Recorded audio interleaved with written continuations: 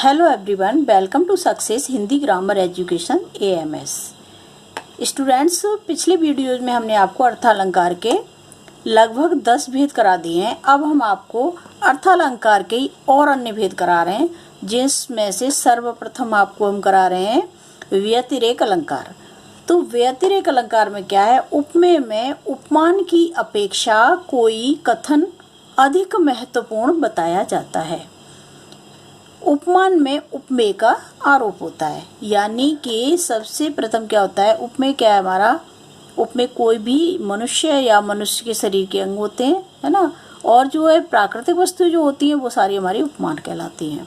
तो इसमें क्या है कि उपमान में उपमेय का आरोप होता है, यानी कि उपमेय में जो है उपमेय को ज़्यादा इम्पोर्टेंसी दी जाती है और उपमान में कोई ना कोई कमी निकाल दी जाती है।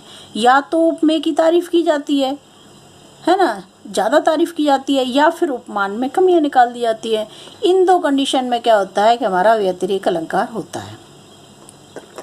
है ना, कि कुल मिला के या तो उपमान की जो है निंदा की जाए या उपमेय को उपमान से ज़्यादा महत्वपूर्ण बता दिया जाए, तो वहाँ हमारा व्यतिरेक अलंकार होगा। जैसे साधु ऊंचे शैल सम किंतु प्रकृति सुकुमार। तो इसमें क्या कहा गया है कि साधु ऊंचे पर्वतों के समान है, यानी साधुओं को ऊंचे पर्वत के समान यह बताया है। तो सबसे पहले तो यह है कि यहाँ जो है साधुओं की जो है तुलना ऊंचे पर्वतों से की गई है।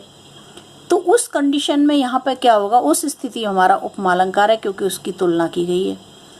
लेकिन सेकंड लाइन देखिए, किंतु प्रकृति सुकुमार, लेकिन वे उनका नेचर कैसा है? उनका स्वभाव जो है बिल्कुल नम्र है, उनका स्वभाव बिल्कुल कोमल है, यानी उनका स्वभाव पर्वतों की अपेक्षा कोमल प्रकृति के हैं, वो कोमल स्वभाव है उनका।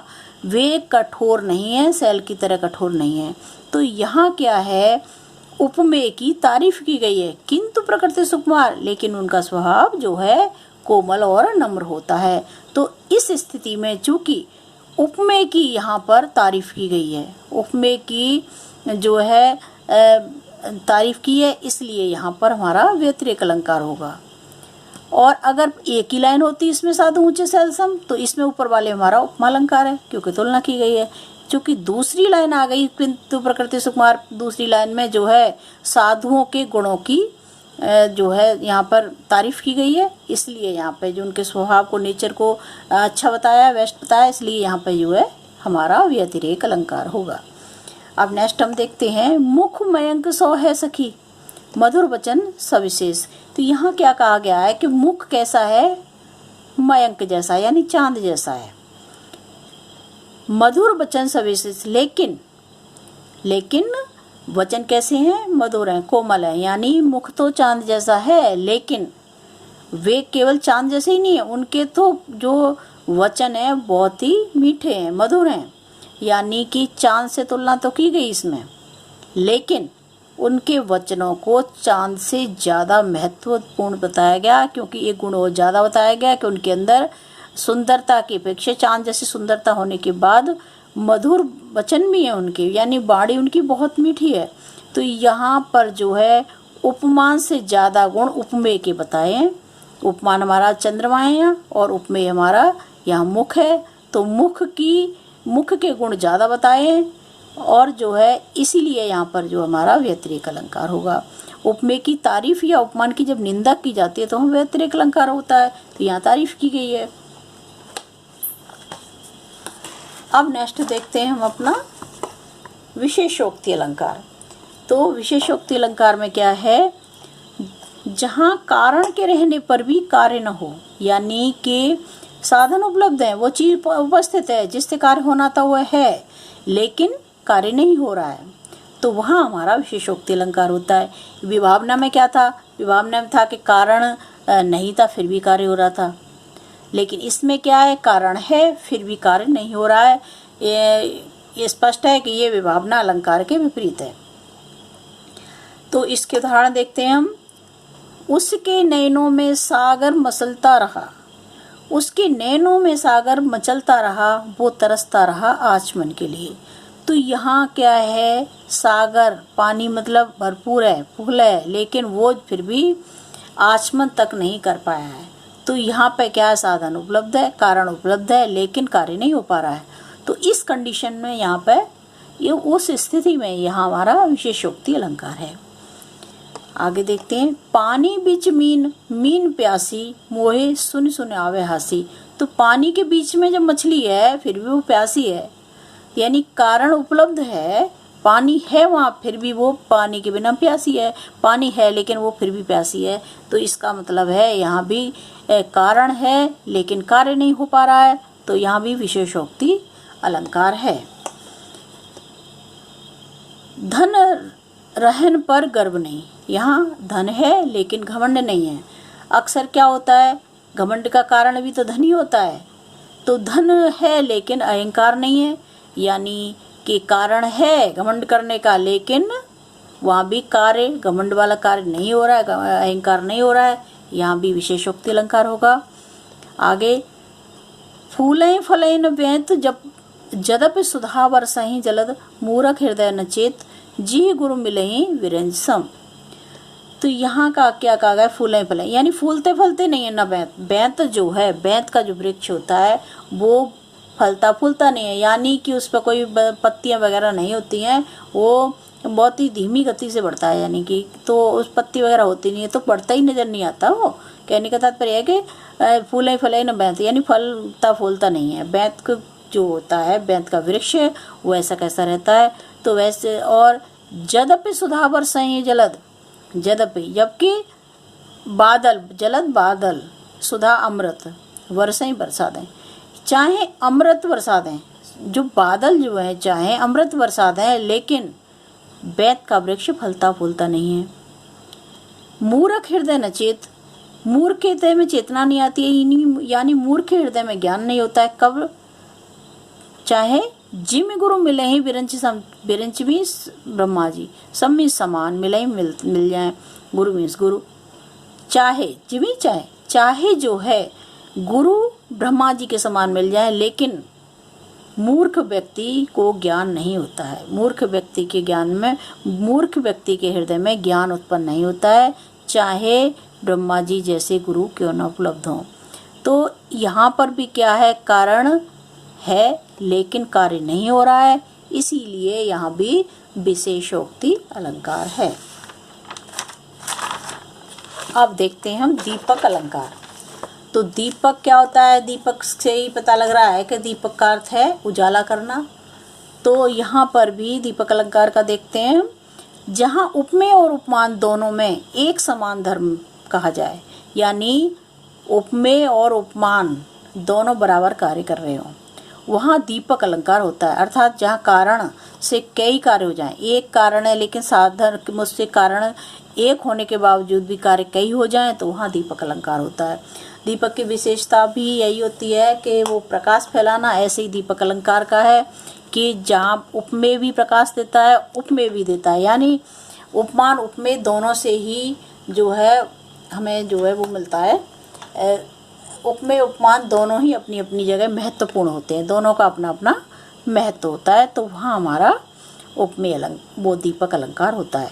जैसे देखिए आप, मुख और चांद शोभते, यानी मुख भी शोभा दे रहा है, चांद भी दे रहा है, दोनों बराबर हैं, किसी को कम ज़्यादा नहीं बताया है, दोनों की महत्वता बराबर बताई है, दोनों की इम्पोर्टेंस यहाँ बराबर है, इसीलिए यहाँ पर दीपक अलंकार है। भूपति सोहत दान सो फल फूलन उद्यान, यानी भूपति मीन्स राजा, राजा जैसे दान देते हुए सुंदर लगते हैं, वैसे ही उद्यान बगीचा फल फूल देते हुए। तो यहाँ पर भूपति यानी राजा को दान देते हुए अच्छा बताया है, और उद्यान को फल फूल देते हुए, यानी इसको भी इतना ही इम्पोर्टेंस दी है, राजा को भी और उद्यान को भी, तो दोनों को बराबर महत्व दिया है। दोनों उपमेय उपमान जो है दोनों बराबर है यहाँ पे, इसीलिए यहाँ पर क्या है हमारा दीपक अलंकार है, यानी दोनों ही समान है यहाँ, तो दीपक अलंकार है। कहने का तात्पर्य जैसे हम दीपक को ज्योति को जलाते हैं, कोई अगर हमने ज्योति ऐसी जगह रख दी जैसे बरामदे और कमरे के बीच में रख दी, तो दोनों जगह उजाला करेगी।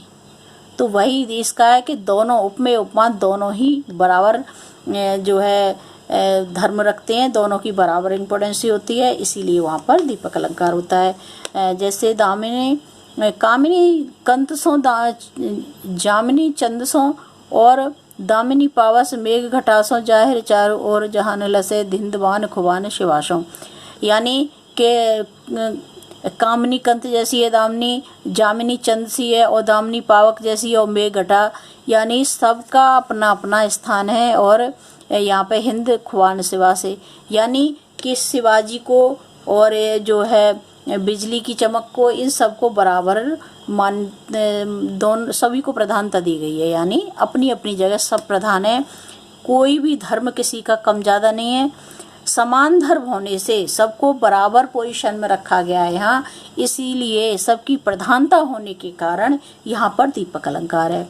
जैसे एक और देख लेते हैं, फल से सोहत तीर्थ जल और जल से सोहत कूप, यानी फल से, यानी कहीं भी तीर्थ पर जाते हैं तो फल की तो प्राप्ति होती है, तो तीर्थ फल कहाँ से मिलता है? तीर्थों से। और जल से कूप में जल कहाँ से मिलता है? कूप से। तो यानी कि तीर्थ की और कूप की बराबर इम्पोर्टेंस दी गई है, यानी कूप से जल की प्राप्ति होती है, तीर्थ से फल की प्राप्ति होती है। तो यहाँ पे भी हमारा दीपक अलंकार है। अब नेक्स्ट हम देखते हैं अनन्वय अलंकार। तो अनन्वय अलंकार क्या होता है? जो उपमान है वही उपमेय है, यानी कि यहाँ पर उपमेय की तुलना उपमेय से ही की जाती है। जब उपमेय इतना इम्पोर्टेंट होता है, ज़्यादा महत्वपूर्ण होता है कि वो तुलना के लायक कोई चीज़ उसकी ढूंढने पर भी नहीं मिलती है, तो क्या होता है उस कंडीशन में उपमेय की तुलना उपमेय से ही की जाती है। तो वहाँ उपमेय का कोई स्थान नहीं रहता है। जब उपमान का कोई स्थान नहीं रहेगा, उपमेय की तुलना उपमेय से होगी, तो वहाँ पर हमारा अनन्वय अलंकार हो जाएगा। जैसे कि उपमेय में मतलब उपमान उपमेय एक ही हो जाते हैं दोनों, है ना। तो गगन गगन सा ही है। अब आप देखिए, आकाश जैसा कुछ हो सकता है? अगर हम आकाश की तुलना किसी से करना चाहें तो नहीं कर सकते, क्योंकि आकाश के समान तो केवल आकाश ही है। तो गगन गगन सा ही है। तो यहाँ जब गगन की तुलना गगन से की गई है, एक चीज़ की तुलना दूसरे से की गई है, यानी उपमेय की तुलना उपमान से, उपमान उपमेय ही उपमान है यहाँ पर, तो वहाँ जो है अनन्वय अलंकार होगा। सीता सीता सी, यानी सीता कैसी है? सीता जैसी हैं, यानी सीता जैसा भी कोई दूसरा नहीं है। मानो किसी भी नारी में देखना चाहो सीता सा रूप, लेकिन पूर्ण रूप सीता के नहीं मिल सकते, किसी भी स्थिति में नहीं मिल सकते। तो उस कंडीशन में क्या होता है, उस स्थिति में क्या है, सीता के गुणों की तुलना, सीता के रूप की तुलना सीता से ही की जाती है। इसीलिए वहाँ पर क्या है, हमारा अनन्वय अलंकार होता है। अनन्वय अलंकार यहाँ पर है। यानी कि अब नेक्स्ट देखिए, जैसे राधा सी राधा, कृष्ण से कृष्ण, तो कृष्ण जैसा भी, कृष्ण जैसे भी कृष्ण ही है, क्योंकि राम में भी कृष्ण के अंदर 16 कलाएं थी, लेकिन राम के अंदर 16 नहीं थी, 15 थी। तो यानी कि कुल मिला के जो है ये कृष्ण की भी तुलना राम से नहीं कर सकते। राधा जैसी कोई दूसरी नहीं है ना। तो पूरी पृथ्वी में कहीं भी नहीं है, तीनों लोकों में राधा जैसी कोई राधा नहीं है, इसलिए राधा की तुलना राधा से की गई है।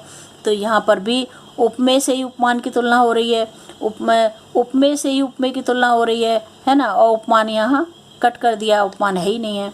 तो वहाँ पे क्या है, हमारा अनन्वय अलंकार है। जैसे भारत देश से भारत शाही, भारत देश शाही, यानी भारत देशम सम भारत देश, यानी भारत जैसे कोई मानो एक व्यक्ति है, वो सारे देशों में घूम के आता है, घूम फिर के आता है, फिर सोचता है मेरे भारत जैसा कोई देश है, तो उसके माइंड में से एक चीज़ आती है कि नहीं, मेरे भारत जैसा देश कोई है ही नहीं है, तो मैं अपने भारत को, केवल मेरा भारत देश ही मेरे भारत जैसा है। तो जब हम अपने भारत जैसा कहीं कोई दूसरा देश नहीं पाते हैं, तो अपने भारत की तुलना भारत से ही करते हैं। तो यहाँ पर भी हमारा अनन्वय अलंकार हो जाता है।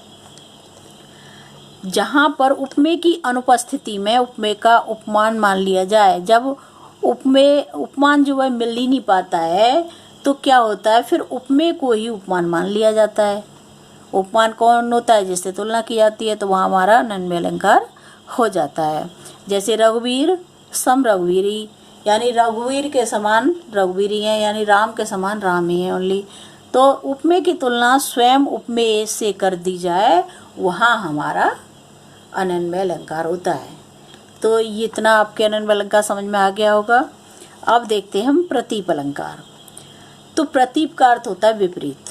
अब देखते किसके विपरीत, तो ये उपमा अलंकार के विपरीत होता है, यानी उपमा अलंकार के ठीक उल्टा अलंकार जो होता है, उल्टा अर्थ जो दे, वो हमारा प्रतीप अलंकार कहलाता है। उपमेय को उपमान और उपमान को उपमेय माना जाता है इसमें, ठीक है। उपमेय को उपमान और उपमान को उपमेय माना जाता है। तो उस स्थिति में हमारा प्रतीप अलंकार हुआ, क्योंकि इसमें उपमान से अधिक श्रेष्ठता उपमेय की बताई जाती है। श्रेष्ठ कौन होता है इसमें, उपमेय होता है। यानी तुलना जब करते हैं तो उपमेय की तुलना अगर उपमान से करते हैं, है ना, तो उस कंडीशन में क्या होगा, हमारा उपमा अलंकार हो जाएगा। लेकिन यहाँ पे क्या होता है, उपमेय से अधिक, उपमान से अधिक उपमेय को इम्पोर्टेंस दी जाती है। उपमेय से उपमान को हीन माना जाता है, कम माना जाता है ना। प्रतीप उपमा अलंकार का विपरीत उपमेय, प्रतीप उपमा अलंकार का विपरीत होता है ना। और उपमा की जाए तो अगर तुलना की जाए उसकी, तो वो जैसे जो प्राकृतिक वस्तुएं हैं तो हमारी उपमान होती हैं, और जो शारीरिक वस्तुएं होती हैं उपमेय होती हैं। तो कुल मिला के जो है, जो उपमेय होता है उसकी इम्पोर्टेंसियाँ ज़्यादा होती, उसकी महत्वपूर्णता ज़्यादा होती है। जैसे कि मुख की जैसे तुलना की कि मुख जो है चांद सा है, तो उस कंडीशन में उपमा अलंकार हो गया।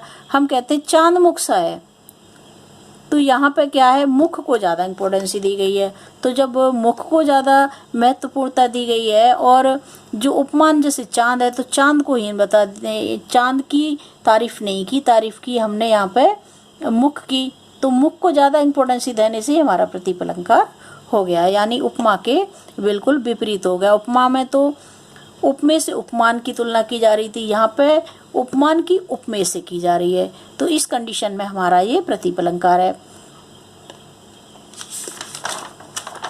जैसे हम उदाहरण देख लेते हैं, ये तेरा मुख शोभित यहाँ उदित हुआ क्यों चांद। तो एक जो है व्यक्ति जो है, एक किसी भी स्त्री की तारीफ कर रहा है, तो वो कह रहा है कि तेरा मुख शोभित, यहाँ अगर तेरा मुख यहाँ सुंदर इतना शोभा दे रहा था, तो चंद्रमा क्यों उदय हो गया। यानी कि वो जो है मुख की ज़्यादा तारीफ कर रहा है, चांद को उससे हीन बता रहा है। यानी जब मुख को वो चांद की तरह खूबसूरत बता रहा है, चांद से ज़्यादा बता रहा है यहाँ पे, है ना। तो कह रहा है कि उदित हुआ क्यों चांद, यानी जब मुख इतना सुंदर था, शोभा दे रहा था मुख तुम्हारा, तो यहाँ चांद क्यों उदय हो गया। तो यहाँ पर क्या है, उपमेय की जो है, उपमेय को ज़्यादा चांद से, उपमान से ज़्यादा उपमेय की इम्पोर्टेंस हो गई। चांद को यहाँ हीन दिखा दिया, इसीलिए यहाँ पर भी हमारा प्रतीप अलंकार होगा कि जहाँ उपमान की तुलना में उपमेय से की जाए, तो वहाँ हमारा प्रतीप अलंकार होता है। जैसे अब नेक्स्ट एक उदाहरण देख लेते हैं। उसी तपस्वी से लंबे थे देवदार वृक्ष दो चार। जैसे कोई भी व्यक्ति है ना, जैसे कि रास्ते से निकल रहा है, तो साधु सन्यासी वहाँ से निकल रहे हैं और वहाँ देवदार के वृक्ष भी हैं। तो जब वो निकल जाता है आगे, तो तपस्वियों को देखते हुए आगे निकलता है, तो देखता है कि देवदार के वृक्ष खड़े हुए हैं।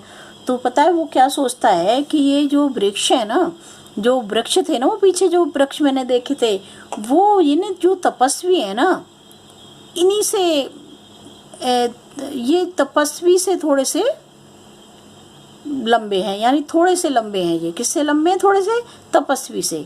यानी तपस्वी की लंबाई इतनी तो नहीं हो सकती, देवदार का वृक्ष काफ़ी लंबा होता है। हालांकि पहले जो है ऋषि मुनि काफ़ी लंबे होते थे, मनुष्य भी, साधारण मनुष्य भी काफ़ी लंबे होते थे। तो लेकिन जो तपस्वी होते थे उनकी लंबाई और ज़्यादा होती थी। तो उस व्यक्ति का कहना है कि वो तपस्वी से देवदार वृक्षों की तुलना कर रहा है, कि उनकी लंबाई की तुलना कर रहा है कि देवदार के जो दो चार वृक्ष मैंने देखे थे, वो तपस्वी से थोड़े लंबे थे, उनकी तुलना कर रहा है, कंपैरिजन कर रहा है। लेकिन क्या कर रहे हैं, उपमेय से जो है उपमान का कंपैरिजन कर रहे हैं। उपमान का कंपैरिजन यानी उपमान की तुलना, देवदार वृक्षों की तुलना वो तपस्वियों से कर रहे हैं। तपस्वी यहाँ मनुष्य हैं तो क्या है, वो उपमेय कहलाएंगे, है ना। और ये देवदार क्या है, ये जो है प्राकृतिक वस्तु है, ये तो ये उपमान है। तो उपमान की तुलना वो उपमेय से कर रहा है व्यक्ति, तपस्वियों से देवदार वृक्ष की तुलना कर रहा है, इसीलिए यहाँ पर क्या है, प्रतीप अलंकार है। काहे करत गुमान मुख तुम सब मंजू मयंक, तो यहाँ पर क्या कहा गया, क्या तुम मुख तुम क्यों गुमान करते हो, तुम सब मंजू मयंक, तुम तो सब के चांद, मतलब तुम सब मंजू मयंक, तुम्हारे मतलब चांद की तुलना मुख से यहाँ पर की गई है कि मुख जो है, तुम चांद जो है तुम्हारे बराबर सा है, तुम सब मंजू मयंक, यानी जो मुख जो है, मुख की तुलना, जो चांद की तुलना मुख से की जा रही है यहाँ पे, यानी उपमेय से, उपमान की तुलना उपमेय से की जा रही है, इसीलिए यहाँ पर भी प्रतीप अलंकार हो गया। जैसे उपमा अलंकार में क्या है, ये उपमा का, जैसे उपमेय की तुलना अगर उपमान से की जाती है तो वहाँ क्या हो जाता है, उपमा अलंकार हो जाता है। लेकिन जहाँ उपमान की तुलना उपमेय से की जाती है तो प्रतीप हो जाता है। और जब ये दोनों लाइनें कहीं आ जाती हैं, ऐसा जैसे पद आ जाए कोई जिसमें दोनों हो, तो वहाँ पर क्या हो जाएगा हमारा, ये उपमेय उपमा अलंकार हो जाएगा। जैसे कि एक उदाहरण यहाँ से देख लेते हैं हम, मुख चंद्रमा के समान सुंदर है और चंद्रमा मुख के समान सुंदर है, यानी दोनों वाक्य आ गए। यहाँ पर क्या हुआ, ये उपमा दी गई चंद्रमा से, है ना, मुख चंद्रमा के समान है, तो मुख की उपमा चंद्रमा से दी गई है यहाँ पे। लेकिन यहाँ पे विपरीत कर दिया है कि चंद्रमा मुख के समान है, यानी दोनों ही वाक्य यहाँ पे आ गए हैं। तो उस स्थिति में अगर ये दोनों आ जाते हैं तो हमारा ये जो है उपमेय उपमा अलंकार यहाँ पे हो जाएगा। और अगर एक लाइन आती यही आता तो क्या है हमारा, ये प्रतीप अलंकार है। और ये अगर ये लाइन आती है तो ये हमारा उपमा अलंकार है। अगर ये दोनों लाइनें आती हैं उस स्थिति में हमारा उपमेय उपमा अलंकार हो जाएगा। तो जो प्रकृति से संबंधित होते हैं ना उन्हें उपमान कहते हैं, और जो मनुष्य के शरीर से संबंधित होते हैं वो हमारे उपमेय कहलाते हैं। तो यहाँ जो दोनों आ गई लाइनें तो ये हमारा उपमेय उपमा अलंकार हो गया। ये नीचे की लाइन में प्रतीप, ऊपर की में उपमा। जैसे यहाँ देख लीजिए, राम कृष्ण के समान है, कृष्ण राम के समान है, तो इसमें क्या होगा हमारा उपमेय उपमा अलंकार हो जाएगा दोनों में। दोनों को देखते हैं तो, क्योंकि दोनों में अगर दोनों को समान रूप से कहीं आते हैं, अगर पूछा जाए हमसे कि उपमा और प्रतीप अलंकार एक साथ आ जाए तो वहाँ पर कौन सा अलंकार है, तो हमारा उपमेय उपमेय अलंकार यहाँ पे हो जाएगा। ठीक है, तो जैसे चंद्रमा मुख के समान सुंदर है, तो अगर हम चंद्रमा को जो है, चंद्रमा की तारीफ यहाँ पे जब हम कर रहे हैं कि तुलना मुख से कर रहे हैं, चंद्रमा प्राकृतिक है, उपमा हो गया, उपमान हो गया, और मुख क्या है, मनुष्य के शरीर का एक अंग है, तो वो उपमेय हो गया। तो हमने उपमान की तुलना उपमेय से कर दी, इसीलिए यहाँ हमारा प्रतीप अलंकार हो गया। तो प्रतीप अलंकार समझ में आ गया होगा कि जो अगर उपमान की तुलना उपमेय से की जाती है वहाँ प्रतीप अलंकार होता है, और जब उपमा और उपमेय दोनों आ जाते हैं तो हमारा उपमेय उपमा अलंकार हो जाता है। तो इस तरह से यहाँ थोड़ा सा और यहाँ समझ लेते हैं। जैसे देखिए कि उपमान की तुलना यदि उपमेय से की जाएगी, है ना, तो प्रतीप हो जाएगा, और उपमेय की तुलना उपमान से की जाएगी तो हमारा उपमा हो जाएगा। और जी जब दोनों आ जाएंगी लाइनें तो हमारा उपमेय उपमा अलंकार, ये अलंकार हो जाएगा उपमेय योमा अलंकार हो जाएगा वहाँ पर। जैसे देखिए उपमा और प्रतीप तो ये हो गया, उपमेय योमा अलंकार हो गया, यानी दोनों पंक्ति आ जाएंगी तो हमारा ये अलंकार माना जाएगा। ये हमें ध्यान रखना पड़ेगा, है ना। और अगर एक आता है, एक जो उपमेय आता है, प्रतीप की लाइन आती है तो प्रतीप की, जैसे उपमान की तारीफ यदि उपमान की तुलना उपमेय से की गई तो प्रतीप हो गया, और उपमेय की तुलना उपमान से की गई तो उपमा हो गया। तो इस तरह से जैसे सीता लक्ष्मी के समान है, अब यहाँ क्या आ गया, लक्ष्मी सीता के समान है, तो इसमें प्राकृतिक वस्तु तो कोई नहीं है, लेकिन यहाँ पे क्या है, यहाँ भी हमारे दोनों अलंकार आ गए जी। फर्स्ट में उपमा हो गया, दूसरे में हमारा प्रतीप अलंकार हो गया।